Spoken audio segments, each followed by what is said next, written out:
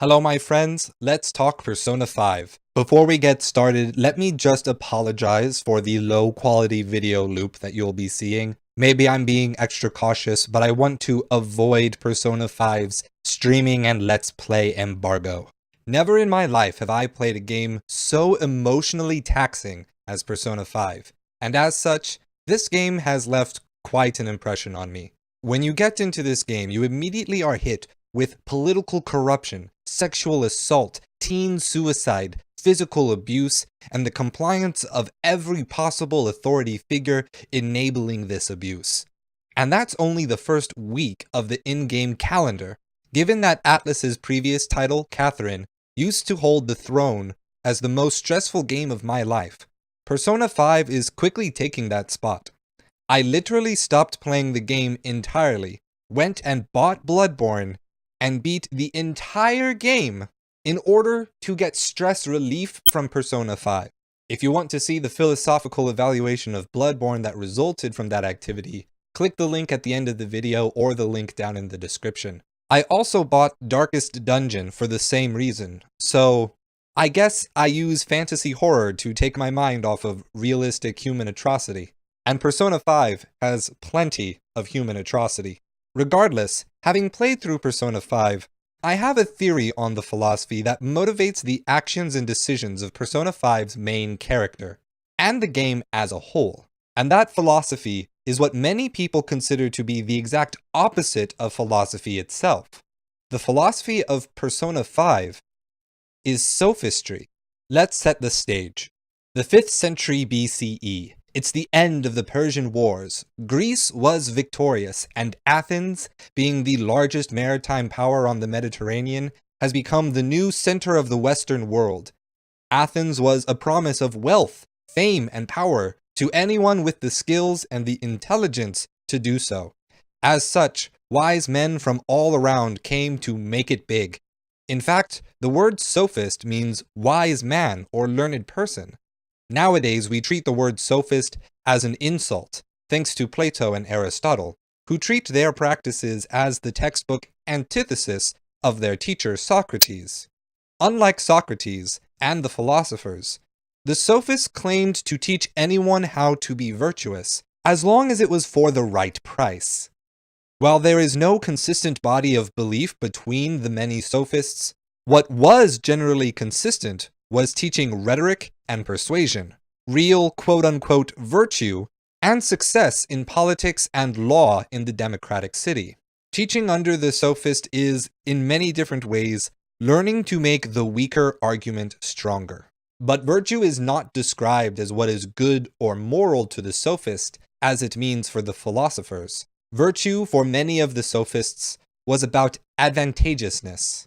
They would argue that morality was merely social convention, nomos, while nurture, phusis, was all about benefiting yourself, however possible, and circumventing notions of morality. In Persona 5, breaking social conventions, convincing others to come to your side, getting ahead in society, and above all, getting paid, is the name of the game.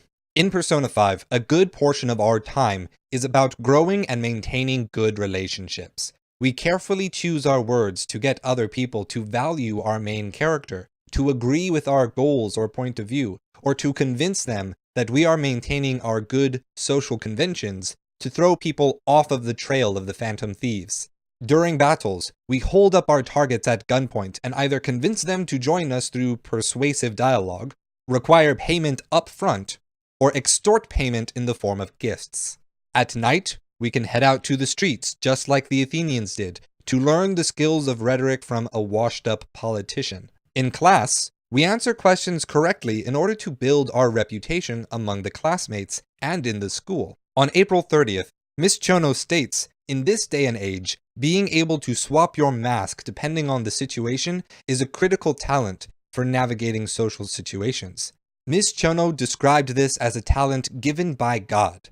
Protagoras, the most famous of the sophists, also described political talent and rhetoric as an ability given by God to men, and thus teachable to anyone. Another fun bit of evidence is when you read the in-game book titled Wise Man's Words. described as a collection of sayings from philosophers. Morgana responds to the book by saying, "Is this philosophy? I'm not sure I like him, he sounds condescending."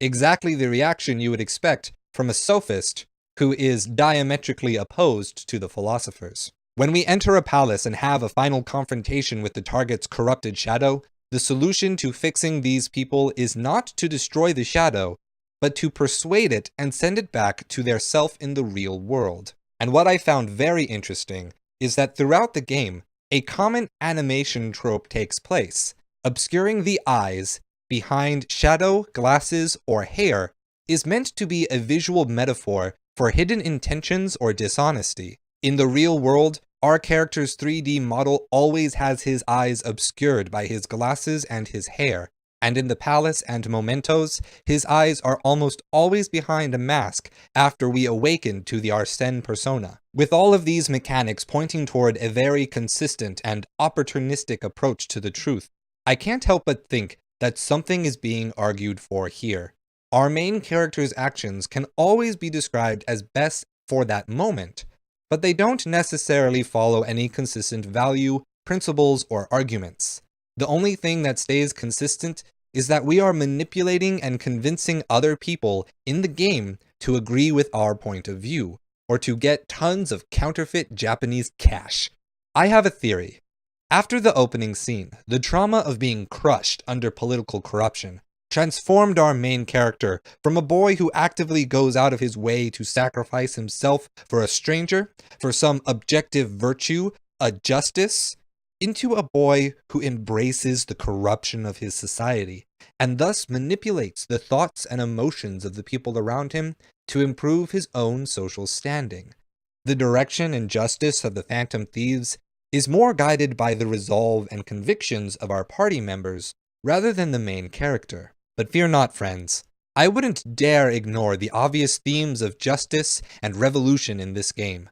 Next time, I'll discuss these themes in Persona 5 and tackle the philosophy behind crime and punishment to determine if we Phantom Thieves can really claim to have any justice at all. Be sure to subscribe to the channel so that you don't miss it, and share this video with your friends. I don't pay anyone to advertise the channel, so the only way we can grow is with your help. Thank you for watching, I'll see you next time, and, as always, stay true.